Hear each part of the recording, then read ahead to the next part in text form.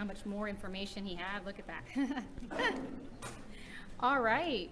Well, my name is Dr. Julie Dowling, and I'm a professor at the University of Illinois, Urbana-Champaign. I'm going to be talking to you all following Dr. Bill Frey's presentation about the changing demographics for millennials with information about Latino millennials, basically, and particularly about the changing race and ethnic questions, how they need to sort of shift at our national level to be able to better account for diversity in this country. So Latino millennials make up the second largest segment of the millennial population. That is, 1 in 5 millennials are of Latino background. Research shows that Latino millennials often feel racialized, though, as non-white and sometimes as non-American. For example, sociologist Nilda Flores Gonzalez's book, Citizens But Not Americans, which came out last year, she interviewed Latino millennials about their experiences. These were US-born Latino millennials growing up here in this country, and many of them talked about feeling as though they were seen as somehow less than American, racialized because of their last name and physical appearance, felt as though they were not treated as being fully American. So she talks about them being citizens, yet not fully feeling American. Yet, while these Latinos are feeling racialized, according to our federal statistics, they don't really occupy a racialized location in terms of federally recognized racial categories. What do I mean by that?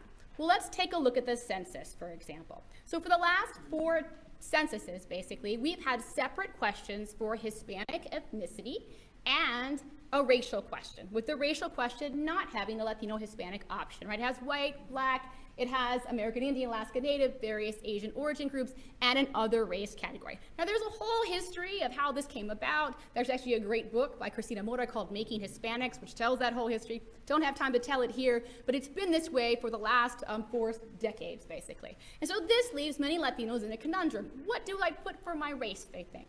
You know, I don't occupy this white, black, or these Asian categories. Many will opt to then put in other race. But in 2010, they added some new language to the race and ethnicity question.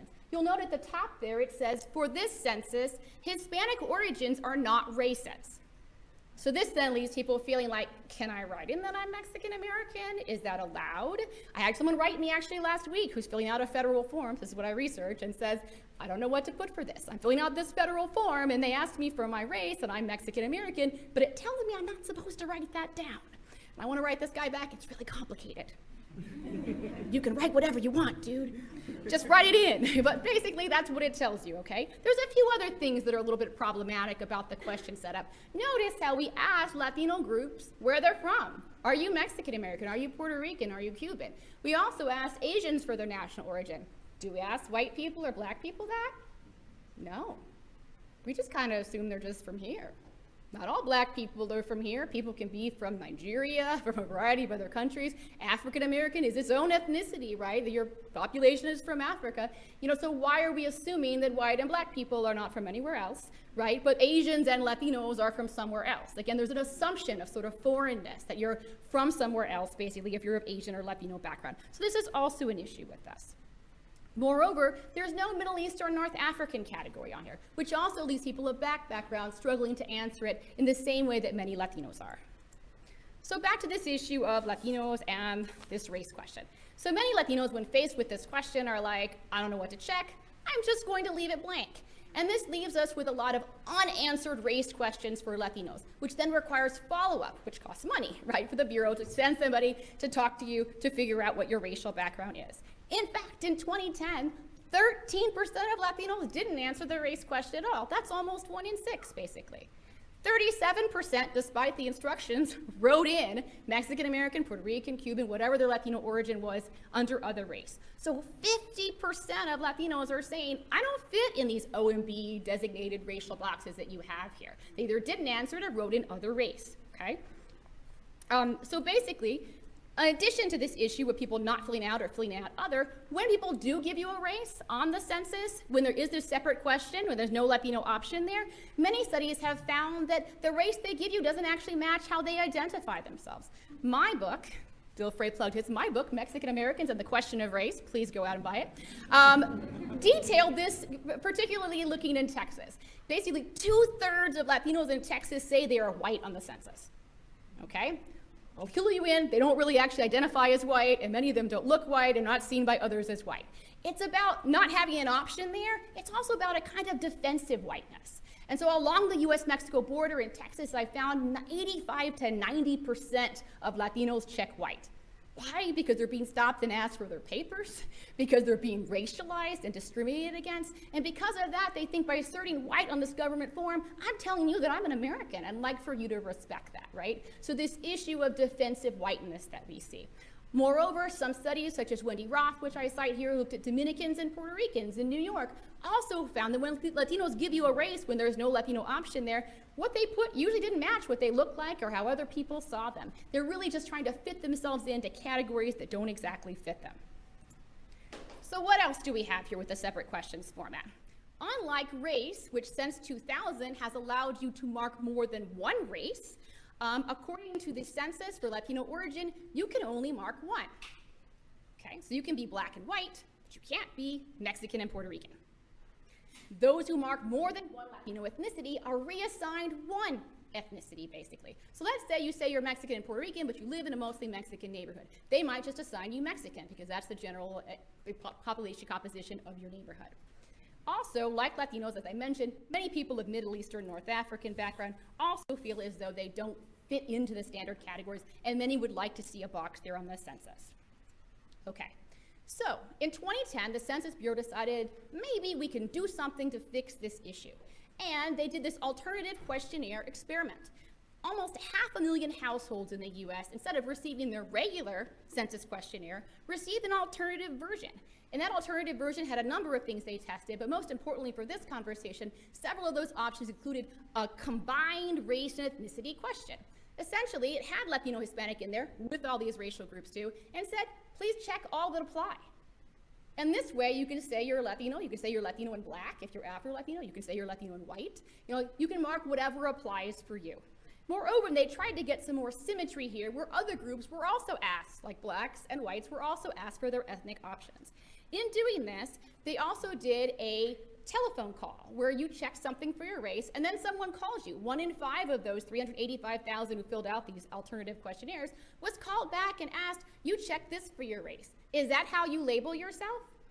And in doing this and then extending that research with the National Content Test in 2015 where they looked to refine this, both of those studies had a callback. What they found was when they combined race and ethnicity, they got much better matched to how people actually labeled themselves, particularly for Latinos. If you said you were white and Latino in a combined question, you actually were. So let me give you some images of what this actually looked like. I know it's really small, but you also have these in your packet, so hopefully you can look at them in there as well. And so this middle one that's right here was one that was very favored in the focus groups for the AQE in 2010. Each group you see has its main header, white, Hispanic, black, Asian, and then a write-in box underneath with some examples listed next to it. This one looked like the one in the AQE, except it didn't have Middle East or North African yet. This was from 2015. Okay, this worked out really well. The focus group really liked it. See the symmetry, right? We've got a balanced form. Everyone's asked for their major header and for their ethnicity under each. The only issue that happened with this is we lost some of the detail that was there. So remember in that older form, you've got different Asian national origin groups, different Latino national origin groups. So you had a box to check for whether you're Mexican American or Chinese, etc. When you ask people to write something in, some people aren't going to write it in. I mean, when I get my census form, I'm really excited because I geek out over this stuff because it's what I do for a living, right? Most Americans not so excited when they receive their census form. They just want to check a box and move on with their lives. And when the box wasn't there, they didn't fill in the rest of the detail. So they just checked Hispanic and Asian, and we lost some of the detailed enumeration we wanted for are you Mexican, are you Chinese, etc. And so then came this format here. Instead, we put underneath each one check boxes. So we have 6 check boxes underneath each category for the 6 largest numeric groups under that. For whites, that's German, Irish, English, Italian, Polish, and French. For Latinos, it's Mexican American, Puerto Rican, Cuban, Salvadoran, Dominican, etc.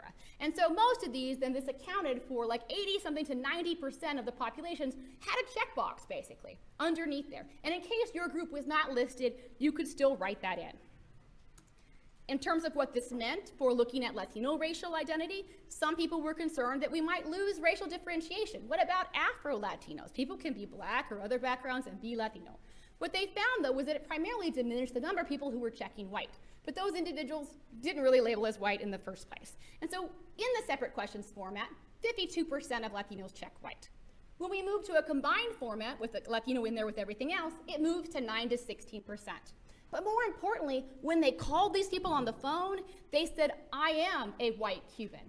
Or maybe they were someone like me with an Irish American parent and a Mexican American parent. But it meant that they were white Latinos or had some sort of white background, as opposed to when they called those folks back and they said, there was nothing else there for me to check on the form, right? And so this gave us actual better data. 37% said other race in 2010, less than 1% when we did it with the combined question. So those folks went away. This went from being the third largest racial group in the country to less than 1%. And those who said Black, American Indian, Asian who were Latino, those numbers stayed about the same. So we still had those folks. But more than 70% just wanted to say that they were Latino Hispanic, and they could do that in this format.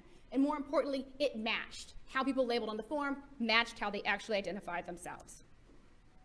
So then this was the format, the combined question with checkboxes, that went forward last year in the spring to OMB.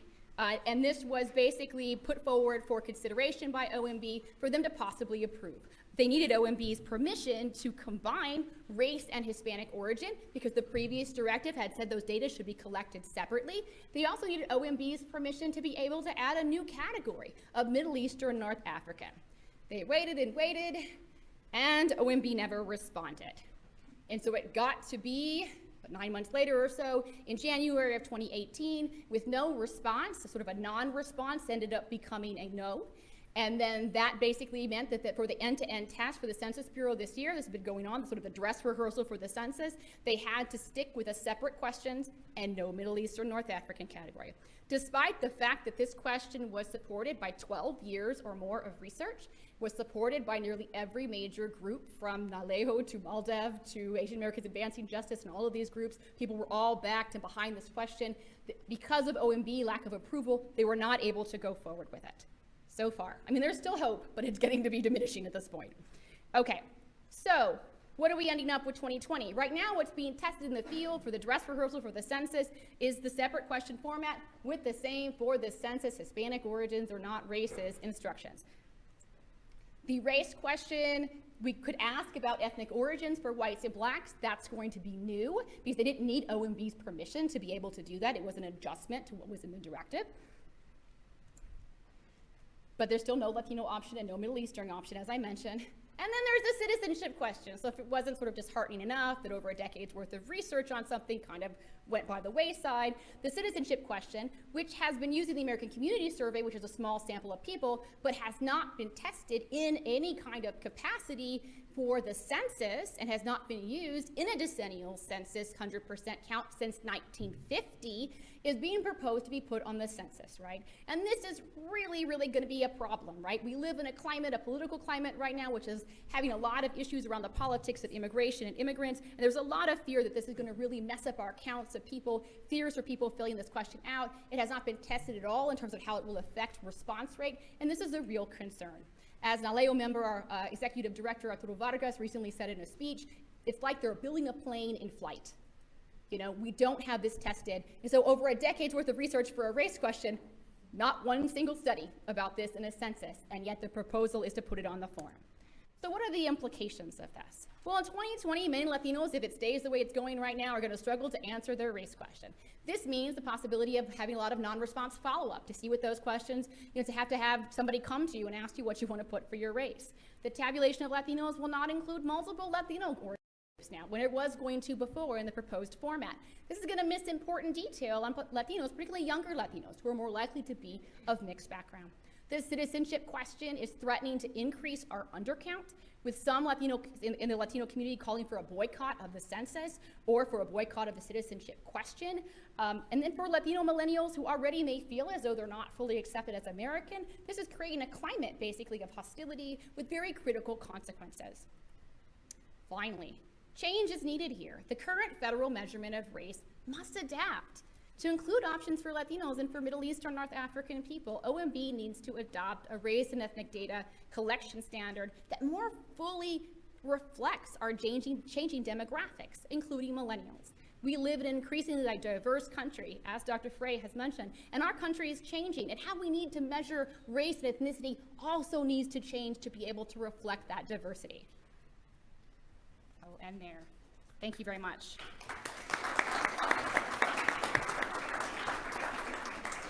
thank you for those great presentations. So I will take my